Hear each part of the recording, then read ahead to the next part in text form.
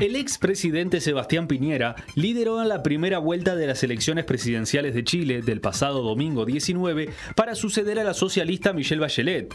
Piñera alcanzó 36,64% de los votos, insuficientes para evitar una segunda vuelta con el candidato oficialista Alejandro Guillier, quien lo escoltó en las votaciones, alcanzando 22,70% del electorado. Con el 100% de las mesas escrutadas, la gran sorpresa fue el resultado obtenido por la candidata Beatriz Sánchez, del izquierdista Frente Amplio, que con 20,27% quedó en la tercera posición, a solo 2 puntos de Guillier, el aspirante de Nueva Mayoría. Además del resultado inferior a lo esperado de Piñera, el candidato de Chile Vamos, de la derecha, José Antonio Kast, quien reivindica el legado de la dictadura militar de Augusto Pinochet entre 1973 y 1990, obtuvo 7,93% de los votos. La votación lograda por Sánchez le da un poder negociador muy fuerte para la segunda vuelta. Como se viene dando últimamente, las encuestas se volvieron a equivocar, ya que le daban a Piñera unas proyecciones muy superiores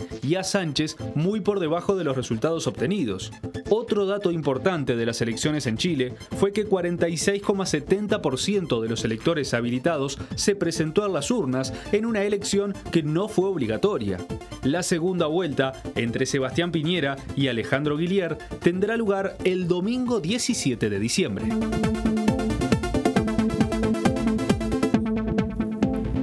Y esos eran los resultados de las elecciones en Chile el 19 de noviembre y quedó, como veían, un balotaje entre Sebastián Piñera, quien ya fue presidente de Chile, y Alejandro Guillier, que quedó segundo. Beatriz Sánchez fue la gran sorpresa, muy cerca de Guillier, pero el balotaje se definirá entre Guillier y Piñera. Y para hablar de esto está, como siempre, Álvaro Padrón, y tenemos hoy al politólogo Mauro Casa. Mauro, ¿cómo estás? Un gusto estar acá, muchas gracias por la invitación.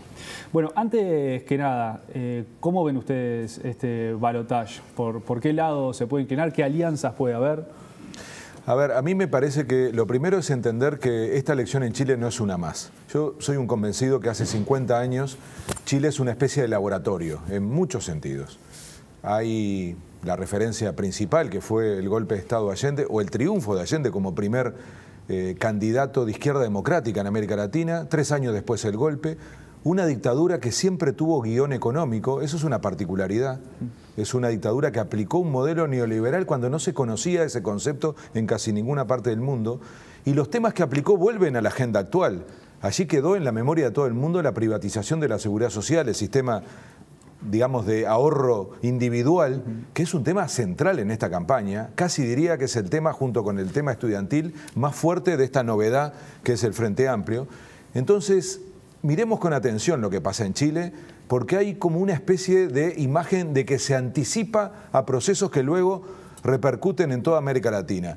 Entonces, a la salida de la dictadura, es el primer gobierno de centroizquierda en la región. Claro.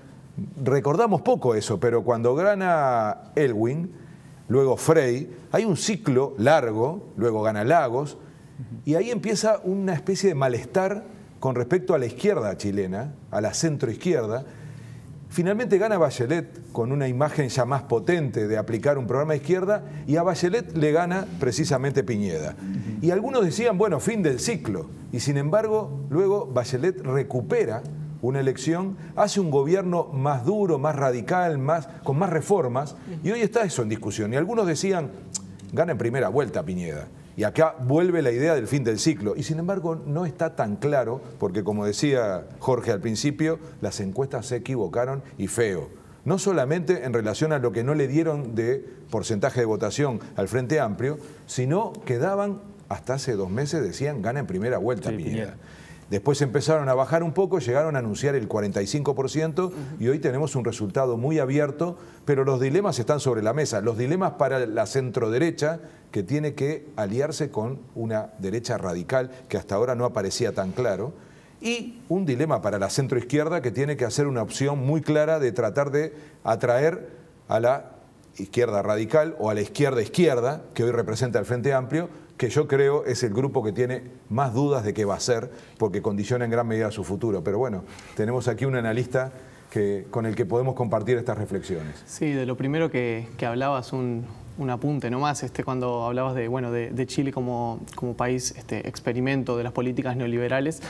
Hace unas pocas semanas recibíamos en el Instituto de Ciencia Política de la Universidad de la República a un colega alemán, politólogo él, que se especializaba en Rusia, en la política rusa, y contaba algo que también era un hallazgo bien inesperado, que era cómo la liberalización rusa, la perestroika rusa, había tenido una enorme inspiración en la figura de Pinochet, y cómo la figura de Pinochet había sido tremendamente popular para la derecha rusa en los años 90, algo que uno desde acá no podía prever, a veces como la circulación de ideas suele venir del norte al sur, y bueno, pero también a veces pasa que el sur, para bien o para mal, en este caso obviamente para mal, también sirve como fuente de inspiración. Pero bueno, eso me quedaba como de lo que venías diciendo. Pero yendo a esta elección, claro, la segunda vuelta está completamente abierta, ¿no? Recién el día de hoy hubo una primera encuesta que empieza a hablar de lo que puede pasar el 17 de diciembre y da un empate técnico, habla de una ventaja de Piñera de un punto, 38 a 37, una cosa así que en términos de la encuesta es nada esa ventaja, no es un empate técnico. Pero claro, las encuestas le erraron también porque me parece que el problema fue haber subestimado la cantidad de gente que iba a ir a votar. O sea, si bien en esta elección la participación política fue muy baja, ¿no? Votó un 47%, 46%. Lo cual es el peor resultado en términos de participación electoral en la historia de Chile, pero dentro de lo malo que fue, no fue tan malo como se preveía. Se esperaba que fuera aún peor. Y quienes fueron a votar un poco más de lo que se esperaba justamente eran los jóvenes y la gente que claramente tiene una preferencia por la izquierda, y de ahí que se haya subestimado el voto del Frente Amplio, ¿no? Beatriz Sánchez.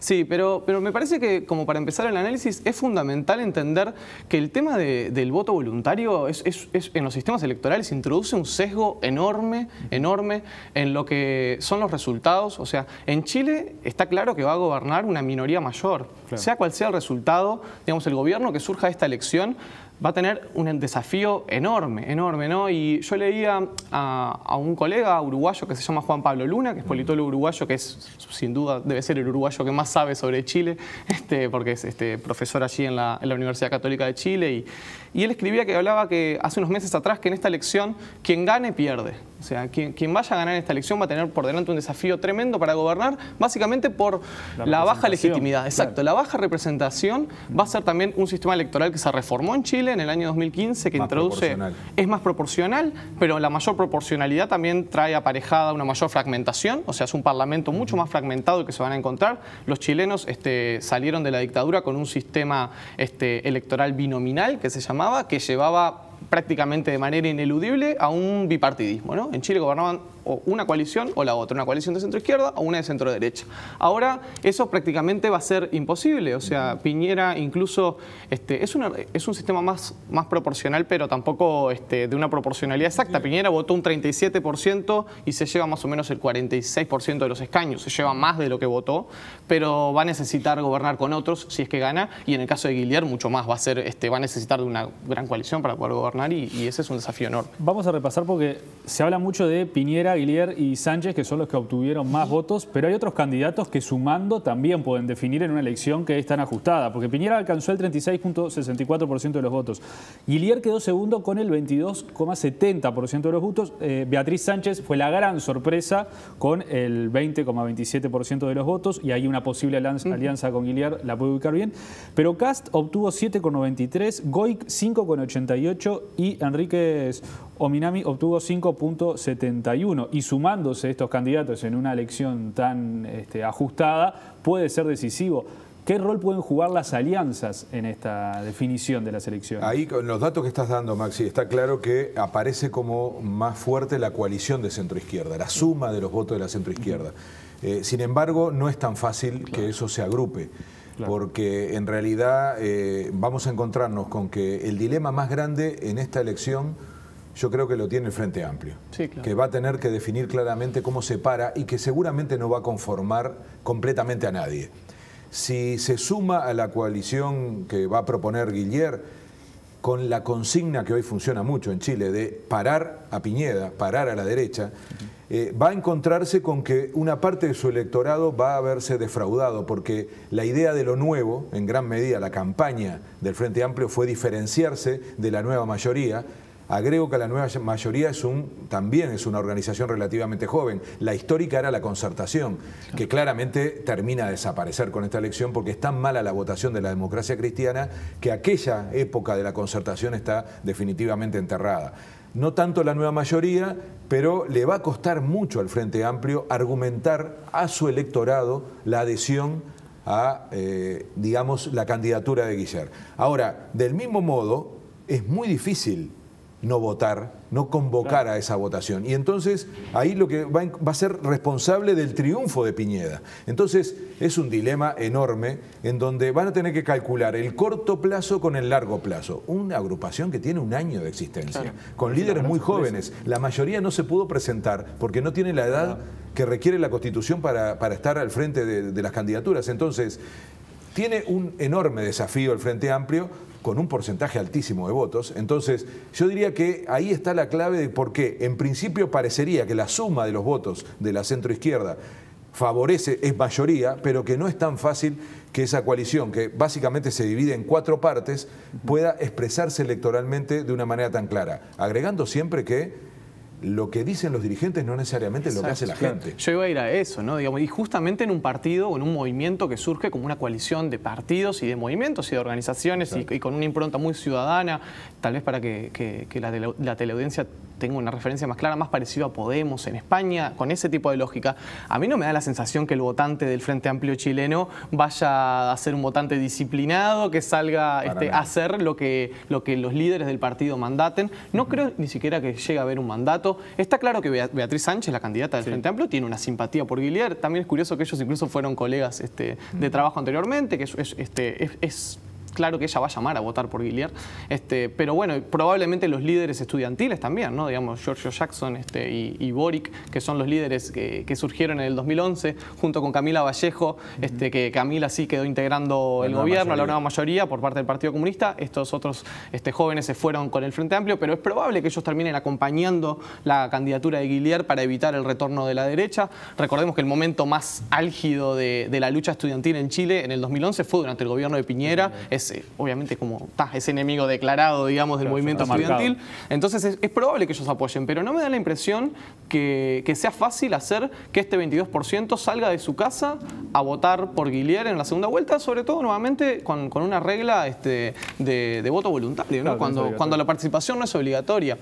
Y para Guillier, también volviendo un poco a lo que fue la campaña electoral en Chile, yo creo que el candidato de la centroizquierda padeció una campaña tremendamente incómoda, ¿no? Porque la apuesta del Partido Socialista y del Partido por la Democracia y del Partido Radical, que eran los 3 partidos que junto con la Democracia Cristiana conformaron históricamente la Concertación, la apuesta finalmente fue por ir con un candidato independiente, un outsider, una renovación, como suponía Guillier, un tipo que venía de los medios de comunicación, que obviamente su capacidad para conectar con la gente era su potencial, y bueno, no permitieron la competencia interna, incluso dejando afuera al propio Ricardo Lagos, digamos, que ni más ni menos que no dejaron competir a Ricardo Lagos en una interna, pero esa apuesta termina quedando un poco desdibujada, porque Guillier, al surgirle una competencia por izquierda, digamos que tuvo que terminar haciendo campaña con el programa de la nueva mayoría, que era defender los logros del gobierno de Bachelet. Entonces, un tipo que era un outsider, que venía como a hacer una cara fresca, etcétera, claro, lo encorsetaron por izquierda, la Democracia Cristiana también corre sola, entonces lo encorseta por el centro, y él termina siendo el candidato del oficialismo, ni más ni menos, cuando no, y probablemente no era el discurso con el cual él se sentía más cómodo. Entonces me parece que Guillier no hizo una gran campaña, le costó bastante hacer pie en la campaña, ¿no? Vamos a escuchar lo que decían los candidatos cuando se conocieron los resultados de las elecciones, ¿le parece? Perfecto.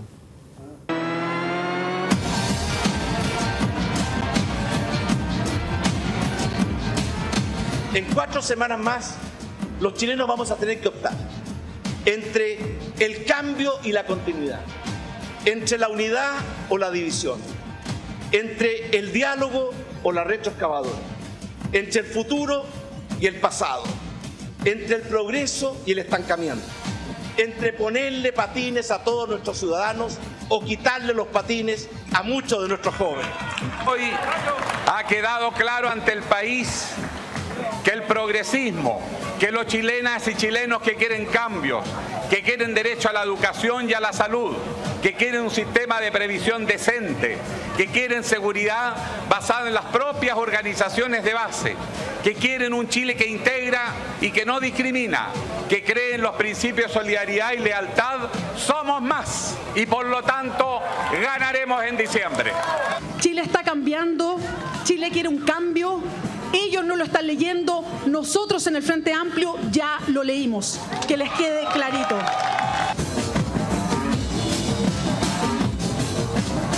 Bueno, ahí veíamos a Piñera, a Guilier y también a Beatriz Sánchez hablando después de las elecciones y hablando, Beatriz Sánchez, del cambio, ¿no? de esta propuesta. Bueno, de cambio hablan todos, ¿no? Como decía Mauro, le cuesta más a Guilier porque quedó muy asociado al oficialismo, pero es poco creíble lo del cambio de Piñera. Primero porque él fue ya presidente y segundo que va a tener que hacer una alianza con la ultraderecha chilena que, entre otras cosas, defiende absolutamente la época de Pinochet. Entonces, está difícil. Es una acá mochila pesada llevar los votos de casa. Mauro lo decía, ¿no? El escenario chileno se complicó muchísimo. Va a ser un gobierno muy difícil, el que sea, y no queda claro que tenga condiciones de gobernabilidad. Lo de Piñera es muy complicado porque él además creía realmente que iba a tener una votación mayor. Tengo un dato histórico. En el 2009 él gana en primera vuelta, mejor dicho, tiene en primera vuelta 44% de los votos. Y después le gana a Frey. Y le gana a Frey, un candidato que nadie quería. No era un tipo popular. Era como la vuelta a la democracia cristiana después de un gobierno de Michelle Bachelet. Entonces, la tiene complicada. Yo diría que esta es una elección increíblemente reñida. Vamos a estar hasta el 17 de diciembre mirando cada detalle para ver cuáles pueden ser los escenarios. Ahora, yo les planteo un panorama. El tema de que la elección no sea obligatoria puede haber llevado a que mucha gente que está conforme no vaya a votar y que los que están disconformes con esa intención de cambiar el gobierno salgan a votar. Pero que ahora, en la segunda vuelta, pueda aparecer un electorado que no se presentó en la primera vuelta y que, pensando de que puede ser Piñera el que vuelve, salen a apoyar a Guilier para frenar a Piñera. O sea, ¿cuánto se puede predecir en una elección que no es obligatoria? Eso que vos decís, Maxi, es razonable. También es razonable pensar que mucha gente pensaba que Piñera ganaba y por lo tanto votantes de Piñera también se hayan quedado en su casa y no hayan ido a votar. Igualmente yo no lo creo porque en todo caso la derecha votó lo mismo que votó en 2009 porque votó Piñera al 37 y el candidato de ultraderecha, Kast, sacó los votos esos que le faltaban para llegar a la cifra que vos nombrabas. Entonces, digamos que la derecha votó y bueno, y uno puede... Si vas un poco como a la teoría del voto, a la teoría electoral, se sabe que los votantes más conservadores, los votantes que en general también tienen mayor edad, etcétera, son los que más suelen ir a votar, incluso en votaciones cuando el voto no es obligatorio. Eso pasa en Estados Unidos, pasa en Inglaterra y probablemente también sea el caso en Chile, si bien no lo sé en profundidad, pero es una buena hipótesis que los candidatos más conservadores suelen votar igual. Me parece que este problema del voto no obligatorio introduce un sesgo que claramente perjudica a los sectores populares. Eso sí está estudiado a nivel internacional, que los sistemas que no tienen voto obligatorio hacen que muchas veces los partidos se despreocupen por tener una mayor penetración en los territorios más populares, se despreocupen por las clases más bajas, porque se sabe que esa gente suele tener mayores dificultades para ir a votar cuando el voto no es obligatorio. Se sabe que son votantes, bueno, generalmente con menor nivel educativo, menos informados y que tienen mayores costos para ir a votar, que tienen que cuidar niños, niñas, tienen que trasladarse a un centro de votación, etc. Entonces, es difícil prever qué va a pasar. Yo creo igualmente que puede, sí, es razonable que mucha gente que se haya quedado en la casa diga, bueno, ante una expectativa de que se puede detener, de que se puede frenar un eventual triunfo de Piñera, apueste por salir de la casa e ir a votar, pero bueno, me parece que tampoco va a ser tan determinante lo que digan los líderes. A mí me parece que en este caso, bueno, Beatriz Sánchez va a apoyar a Guilier, el alcalde de Valparaíso, que es Sharp de apellido, que forma parte también del Frente Amplio, ya dijo de manera bastante clara que un triunfo de Piñera sería negativo para los chilenos, etcétera. Probablemente los líderes estudiantiles también, pero hay un tema que el Frente Amplio no tiene un liderazgo político claro, ¿no? Digo, Beatriz Sánchez es la candidata del Frente Amplio, pero no es la líder de un partido, sino que es un movimiento en el cual, bueno, tampoco hay un mecanismo institucional para dirimir este tema. Bueno, pues si fuera el caso del Frente Amplio uruguayo, bueno, se reuniría la mesa política del Frente Amplio, se llamaría un plenario nacional del Frente Amplio y se determinaría por sí o por no. En el caso del Frente Amplio, como que tampoco están los resortes institucionales para hacer esto. Entonces, bueno, hay negociaciones, hay alguna asamblea ciudadana, todo bastante difícil de, como, bueno, no queda muy claro. Y hoy lo vi a Guilier más temprano, que hizo claramente un llamado a los Frente Amplistas a que fueran a votar, pero bueno, tal vez el tono tampoco era el mejor, ¿no? También como cargándoles la mochila de decir, bueno, la mochila de, exactamente, el retroceso, el riesgo de retroceso está en vuestras manos, etcétera. No sé si será la manera más simpática de abordar esos votantes tan orejanos, ¿no? Como parecen ser estos del Frente Amplio. Bueno.